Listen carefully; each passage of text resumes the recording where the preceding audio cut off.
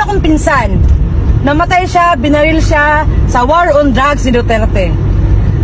Pero hindi kami galit kay Duterte dahil alam namin na gumagamit ang pinsan namin. Winarningan na, pinapasurinder na, pero anong ginawa? Sige pa rin, hit pa rin. Masisisi mo ba yun si Duterte? Mahal niya Pilipinas eh.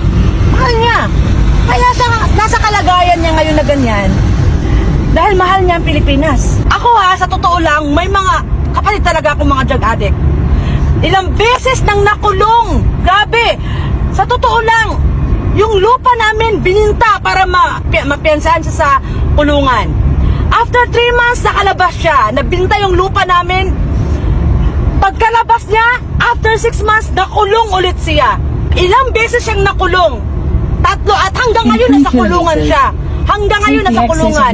Ikumpara nyo ang Duterte administration at ngayon.